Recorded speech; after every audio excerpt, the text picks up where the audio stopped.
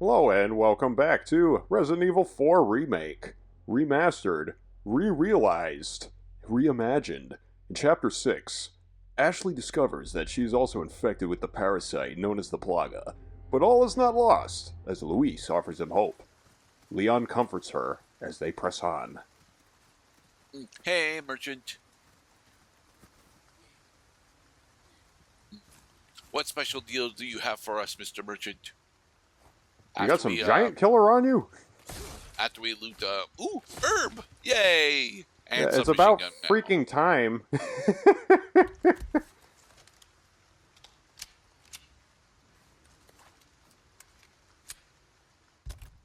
Okay.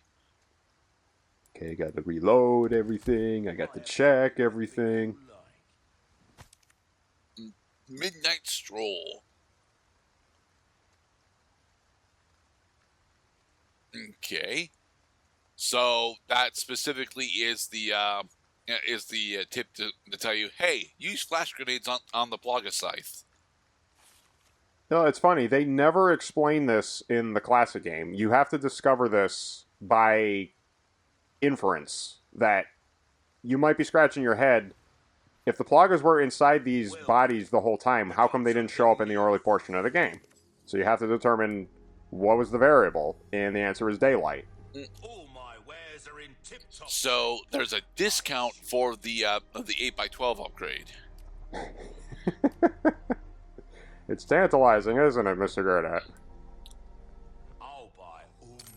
Yeah, you're not going to need those planks anymore. We're all done planking. Please get the 8x12 upgrade. We're hovering over you. Yay! We finally have storage space. Right, and we actually skipped one of the intermediary storage capacities. Which means we're missing that row. No, we have it. No, we don't. Yeah, we do. I promise you, we do not have the 7x12. We just bought the bigger case. Yeah, we bought the 8x12.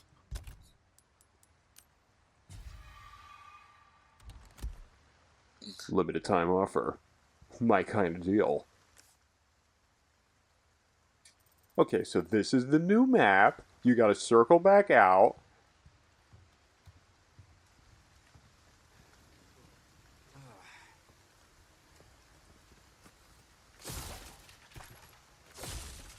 Okay, then. So, we're mostly broke, so unfortunately we can't actually afford to buy the ammo or healing items that we need. Although with this red herb, that will... you can't buy ammo from the merchant in this game. Oh. Okay, good choice. Try to have at least one flash grenade in your inventory at all times. Tighten the defenses. Written in plain English. Actually, no, it is not written in plain English. This is Leon's translation. Right.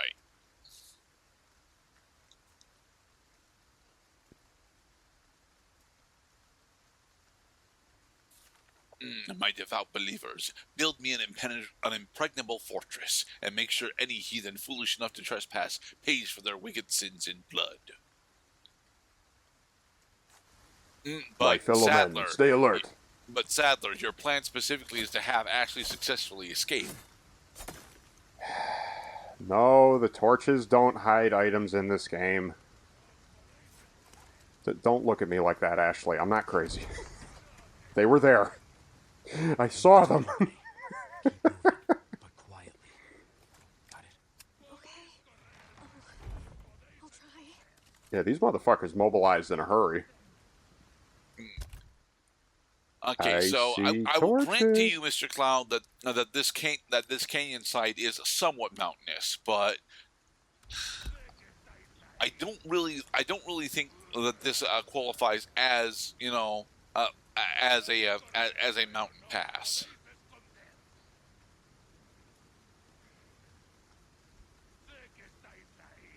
More like well, they definitely had to dig out this segment. They heard me shoot. They're shambling forward. All right, now this is the part where you take the scope off of the rifle. You don't make stupid errors in judgment like that.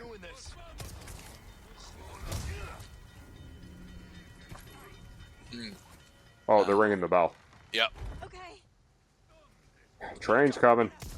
Got it. Where do you think you're going?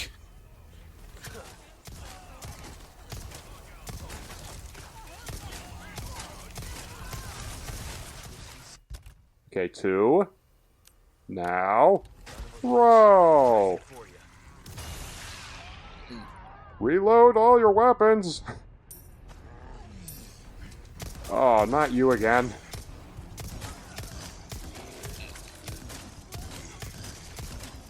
So I'm noticing that you're not actually being all that efficient when it comes to the stun states, and it's costing you a boatload more ammo.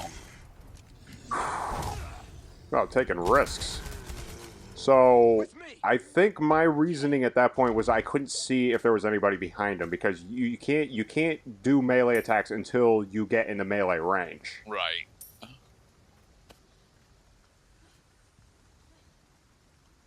Remember, this is a blind playthrough. That anything that I learn is a discovery.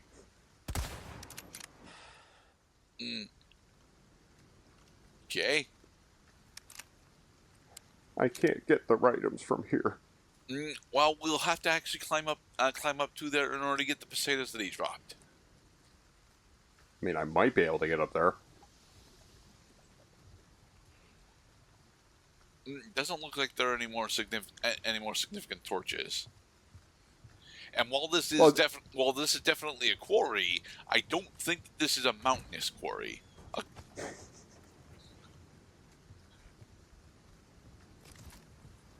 Andalusia with fields full of grain. I have to see you again and again.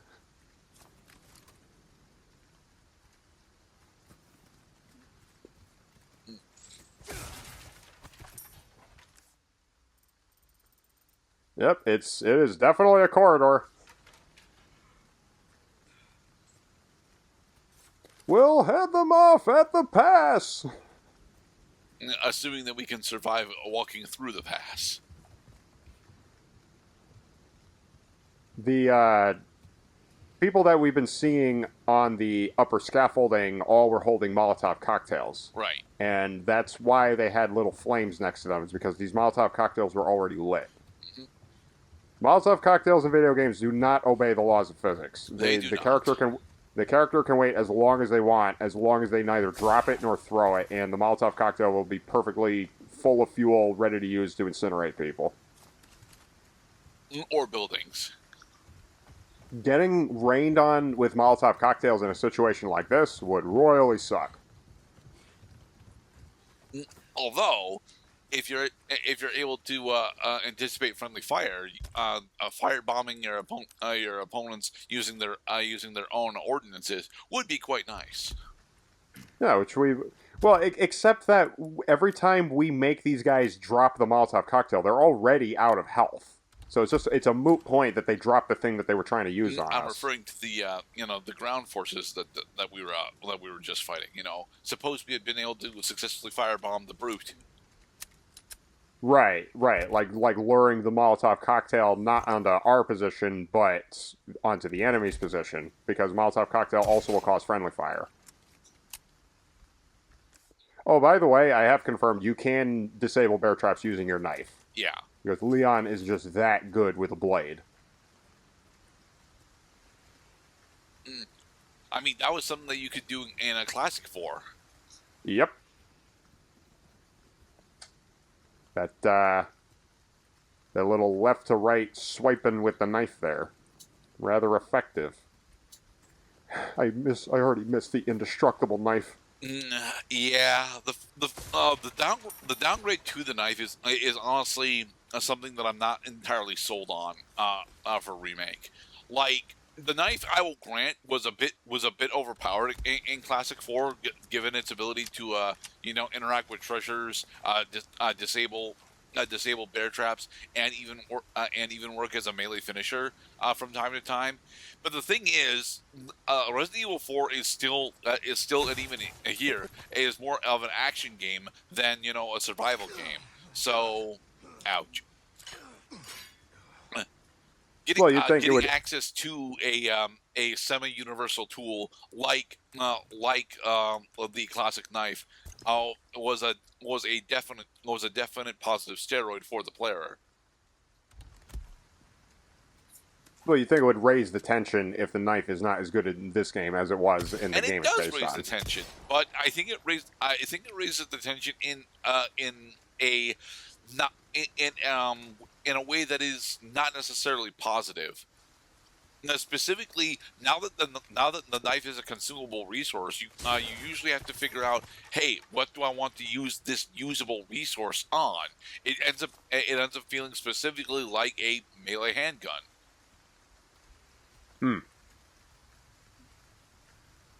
A melee handgun. They're testing me, I swear to God. Say, don't worry, Leon, you can ignore all the torches. There's nothing inside of them. Just keep moving.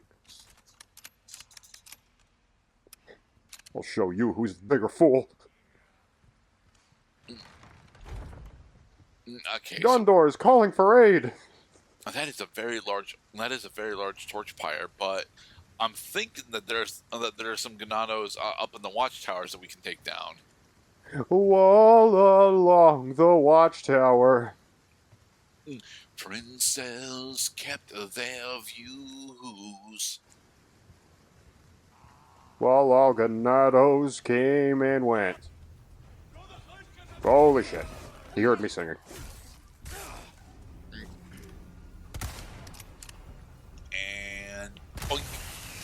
And good timing. As soon as the Plaga emerges, it's vulnerable. The Chalice of Atonement. So is that another a treasure that we can actually slot things into? Hell yeah, it's a treasure we could slot things into. Now all we need is stuff to put in it. We have a bunch of stuff to put in it. They told me in college, anything I touch with my penis is more valuable. Zip. Come on. Okay. Thankfully, they're actually giving us a lot of submachine gun ammo. But unthankfully, you still haven't applied the stock to the submachine gun to make it better. Oh yeah, you're right. Well, thankfully it didn't cost me anything there. Submachine gun is a great crowd control weapon. Honestly, I'm too used to Doom and Doom 2 because I've been playing that somewhat recently, where the chain gun is honestly really good at handling lower health smaller guys. But what it's specifically really good against is the medium armor demons from Doom and Doom 2, specifically Caco demons and Mancubi, as well as Hell Knights. All three of those will just get absolutely shredded by the chain gun. Now, while they do get shredded by the chain gun, they do end up spending a lot of ammo when you do it like that. Yeah, I could see Caco demons you want to hit with a submachine gun type weapon because they're small targets and they tend to move fast. No, that's Lost Souls. Caco demons are relatively big targets.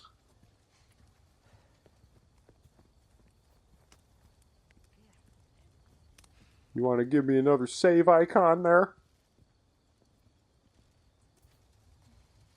You will die beyond this point, player. We just gave you a save icon. Brace yourself. Gee, Mr. Grenade, look at all this extra inventory space that we're not using right now. Explicitly because although we're trying to scout out for a bunch of the items, we're not actually finding all that many items. Like, we found a bunch of submachine gun ammo, but that's about all that we found. Well, so that cabin fight really cleaned us out. Yeah. So once cleaned out, now you have to reload everything. And that's where all the space went. It went right into our guns. In the next part, as we proceed through Chapter 6, we're going to see what other items have lying in wait.